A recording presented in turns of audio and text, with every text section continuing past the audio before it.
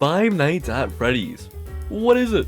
Five Nights at Freddy's is a video game series created by Scott Cawthon. The first video game, Five Nights at Freddy's, was released August 8th, 2014, and the younger generation was never the same again. It was popularity you would be hard-pressed not to find somebody who at least knows or heard of FNaF. But if you haven't, FNaF is a video game series containing 9 video games that take place in a fictional family pizza restaurant franchise named Freddy Fazbear Pizza. Guess what? The animatronics are evil and want to kill you. So before I get into it, let me explain how I'm structuring the video. So there'll be the gameplay and the history, which I will be tagging with chapters. So please skip to where you want to be. Now, with further ado, let's get into it.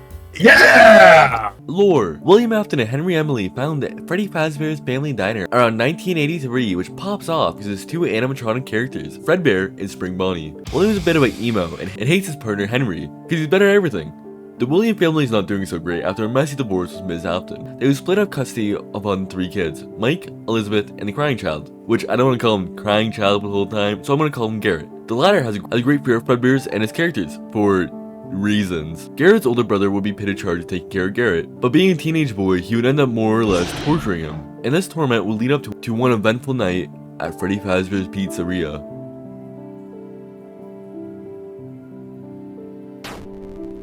Garrett would sadly die in the hospital due to his injuries, but not before hearing the last words that he would ever hear from his father William: "I will put you back together." Now this is where it gets weird. William somehow finds out that his son didn't exactly die. A spirit would stay around, and this would make William obsessed with trying to find out why his son's soul would stay around, and if he could try and put his son back together.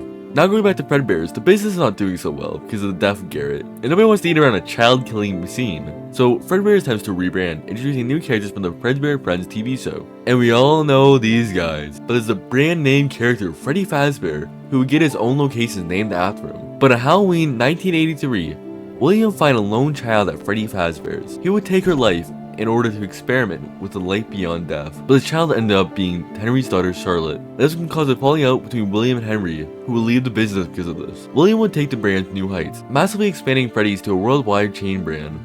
But William would keep attempting to replicate what happened to his son, so he began the construction of the state-of-the-art funtime animatronics that are made to kill and capture the spirit of kids. But on the first day of Circus Baby's Entertainment and Rentals being open, a tragedy would occur. William's daughter would sneak off to Circus Baby alone, and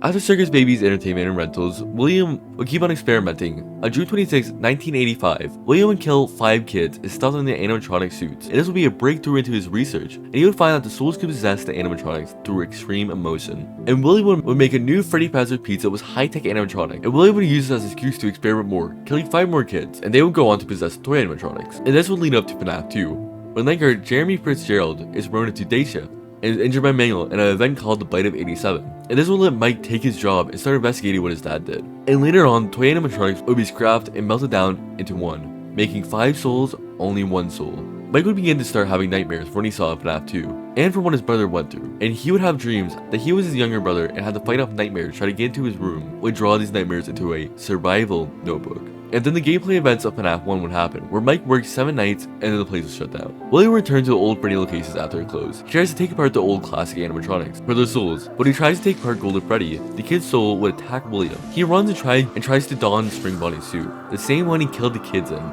But because he is sweating and freaking out, the spring lungs would malfunction, will leave William Afton bleed out in the back rooms of the restaurant. But wait, there's still more, because the events of this location is still to come. Because Mike would continue to investigate and deep dive into Circus Baby's Entertainment and Rentals, where he would be scooped, and would let the fun ties out as they all combine into one animatronic called Ennard. And Mike would vow to find his father. And these events lead up to FNaF 3. After 30 years where Freddy closed, Fazbear Entertainer tries to rebrand with a horror attraction based off of the brand's reputation.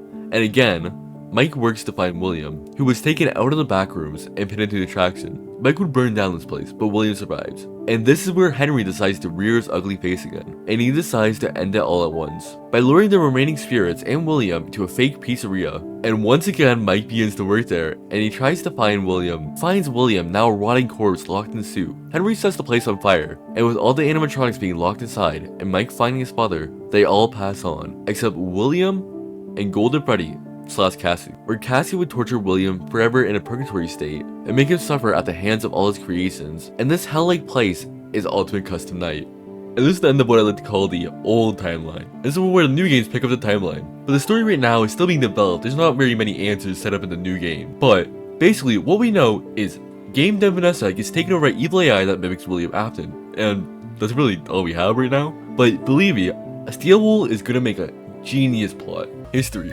Alright, well, FNaF history is something you may have heard of before. So let me do my specialty, where I shorten it all down. Scott was making games where he made one called Chippers and Sons Lumber & Co., which scared the shit out of people.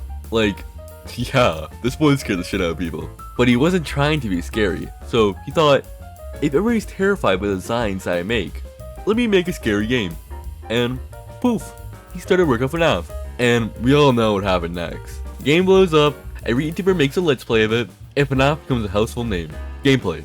There's so many games in the FNaF series, I won't be explaining every game in depth. So, FNaF 1, you're running a night shift at Freddy Fazbear Pizza and the animatronics come to life and try to kill you.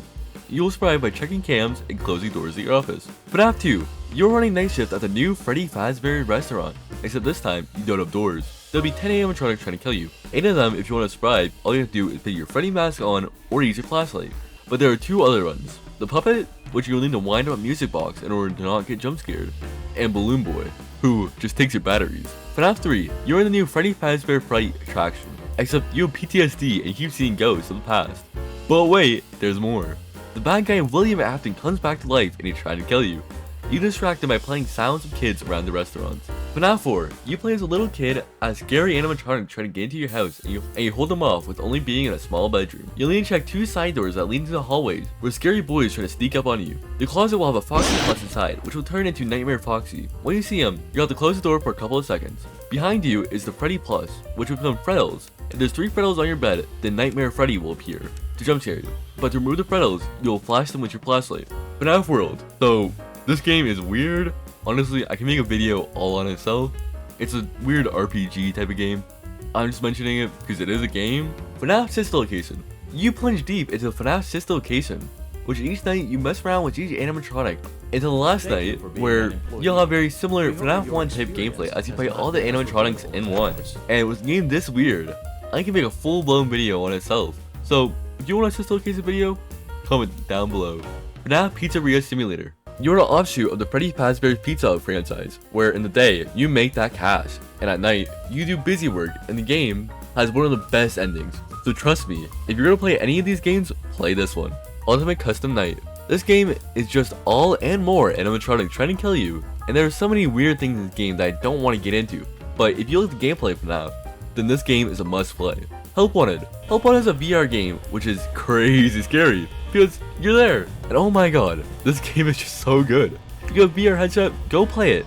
I can't explain how good this game is, but basically, this is a bunch of FNaF minigames put into one, and you're all in VR. FNaF AR. This is a mobile game, which is like FNaF X Pokemon Go, and also, it got the Statue of Liberty Chica in it, so it's the best game in the series. Freddy in Space 2. This game was made for Game Theory's 9 Hours St. Jude Charity Research Hospital fundraiser. This is a sequel to the original FNaF 57 minigame from FNaF World, where Freddy and friends go through an adventure in space and get that bread. FNaF Security Breach Fury's Rage.